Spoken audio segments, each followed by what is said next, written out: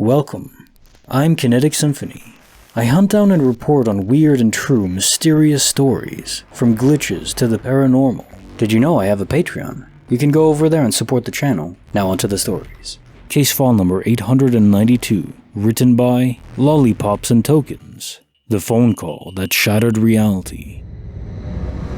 About a year ago, I received a very odd phone call. For a little context, back in early March of 2021, I was desperately looking for a job. I must have applied to at least 80 different places, many of which got back to me. In April of 2021, I got a job at Walmart, working as a cashier. A few weeks after that, I had work, and my shift was supposed to end at 11 p.m. However, for personal reasons, I ended up leaving work at around 6 p.m. But to leave early, I had to check in with my manager. While waiting to speak with my manager, I heard her ask one of my colleagues to go to the staff room for a staff meeting. I remember being relieved that I didn't have to go through a staff meeting. On the way home from work, around 6:30 p.m., I received a phone call from a random number. I answered, and the guy on the other end told me his name and the company he worked for. He called regarding an available job opportunity and asked me if I was still interested. I asked, quite puzzled, whether we had chatted recently. What he told me next scared the crap out of me. He said that we had just chatted over the phone about an hour ago. When I told him that isn't possible since I'm not allowed to have my phone on while working, he proceeded to read my name and number aloud. I asked him if he made some sort of mistake, and he said that when he spoke with me earlier, he confirmed my name and number with me then as well. He told me that when we chatted earlier, I told him to call me back after 6 p.m. because I was in a meeting. This caught me off guard since I had just missed the staff meeting as mentioned above. I then explained to him that I work as a cashier at Walmart and that even if we did chat an hour ago, I would not have him call me back at 6 p.m. since I was still supposed to be at work and ended up leaving early for an emergency.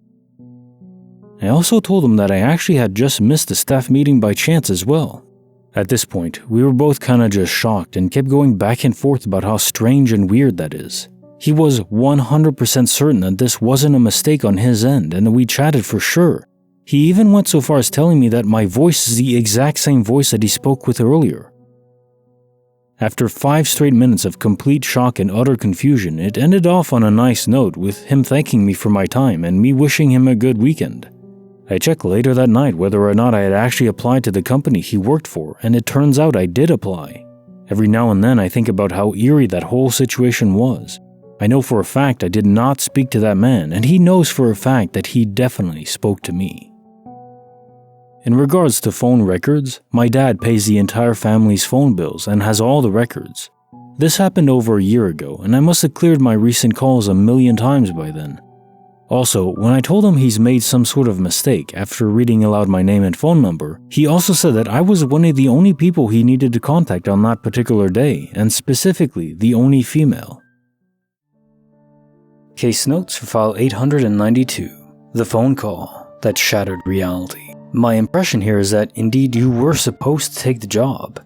This is all playing out sort of like fate. And you know how Google now has voice assistants that can mimic human voices? It's all AI generated, but it sounds like a human being. They can take phone calls for you and so on.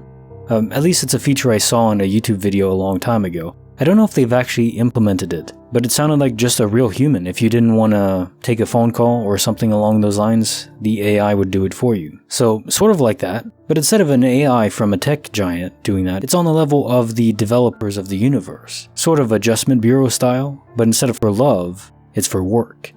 I do think you were supposed to take the job, but you didn't, and I think you're going on your own path now. Case file number 893, written by Eraser100, my ninja cat. Okay, so after dinner, I experienced the single most obvious and inexplicable glitch of my life. As she usually does, my cat came upstairs after feeding her dinner and hung out in the kitchen while I ate, patiently waiting for her cat treat. I give her the treat and pet her as she's laying under the table, and then go downstairs for some gaming. I get down there and she's at the water bowl. I could see her from the stairs where she was laying on my way down. She could not have passed me with how well lit it was, and I would have heard her too if she bolted that quickly. But there she was.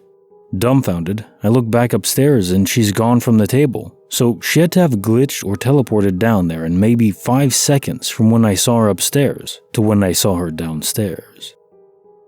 Case notes for file 893, My Ninja Cat. You physically pet her, and also fed her a treat, so it couldn't have been some ghostly form or projected soul of your cat. It had to have been really, truly your cat. In pure physical form. It couldn't be universal peering as well because it's the same lines. It's not just sight. Your cat really was there, both upstairs and downstairs. And as you say, there's no way for your cat to have snuck past you. Even if the cat is really quick, and some of them are, there's no way they could have been that fast without making a sound. You would have seen or heard your cat, so the only avenue I see left is some sort of space-time portal. Usually you experience those while driving, but that simply could be because you are traveling through more space-time, and as such, because you're crossing through so much space-time, there's more points in time where you have a chance to cross through a portal. That or your cat really is just a ninja. Maybe. Creepy file number 72, written by qtakhisis. His name was Charles. I am a member of a website that posts pictures of gravestones for people. One day, a picture was requested of a very old gravestone in a graveyard walking distance from my house, so I agreed to take it. I walked there, found the grave, and stood over the almost 200-year-old grave to see if it was the grave I was looking for, considering how degraded the stone was. And then, my foot sank into the grave, up to my hip. I nearly passed out. I was sure that something was going to grab my foot. It took me several minutes to get free, and I very nearly lost my shoe. I was sobbing when I was done.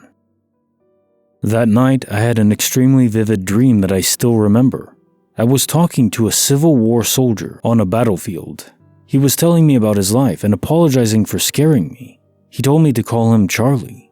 The next day, I went up to the church to let them know about the collapsed grave. They looked it up on their map to make sure which one it was. I am absolutely serious when I say this. He was a soldier who was killed in the Civil War. His first name was Charles. Case notes for the creepy file number 72. His name was Charles. In a way, this is actually heartwarming. Was it just a lonely spirit that somehow made the ground more permeable so that you would interact with him on a physical level, collapsing into the grave? I wonder if there was a physical component to that. Is interacting with the remains of a spirit going to connect you to them? Maybe it's in a way that they can know your own mind and history, connecting with your soul, but it requires that physical connection. You have a lot of lore and fiction where you have to interact or destroy the bones, salt them, to expunge a spirit from this world. Maybe there's something to that. The physical remnants matter. I wonder if you're cremated. Are you expunged automatically? Do you never come back as a ghost or as an echo fragment? Is it simply wiped clean from the universe? This universe? Perhaps. Regardless, I didn't get any malevolent vibes from this. It seems to me that it was just a lonely spirit trying to connect. Bonus file, written by cobainisded. Ghostly Steps. I was cleaning my upstairs bathroom when my younger brother came upstairs and said nothing, just went into the bedroom. I called out to him, "Yo, can you take your shower now?" He didn't respond, so I called out again. Still no response. So now, slightly angry that he was ignoring me, I marched into the bedroom, and then my heart skipped. He wasn't there. That was when I kinda started freaking out. I ran down the stairs to the dining room and started hysterically rambling to my parents about how my brother had just disappeared. And then they laughed. "Your brother's in the kitchen," my dad said, putting his fork down. "Are you seeing ghosts?" "Maybe our house is haunted," my mom quipped. As soon as she said that, my brother walked past me, and then I saw he was wearing completely different clothes from the clothes I saw him wearing upstairs. It took a while for me to calm down, and I had insomnia for a while after that. Case notes for the bonus file, Ghostly Steps. This could be a simple case of universal peering, given that you noted that your brother in where you saw him upstairs was wearing different clothes than the brother downstairs who was truly him, in full physical form. If you astral project, normally whoever is astrally projected, they're wearing the exact same clothing, same hairstyle, they're just a copy of themselves projected into the universe via their soul. It's almost like an after-image effect in Dragon Ball Z or something along those lines. Given that's not the case, Your brother, as seen, was wearing different clothing. My guess is it was simply him, in true form, but in a different parallel universe. In that case, he was just wearing something different, and was upstairs in those moments, whereas in your original universe, he was not. Thus concludes my notes for tonight. If you enjoyed the video, give it a like, subscribe. See you tomorrow.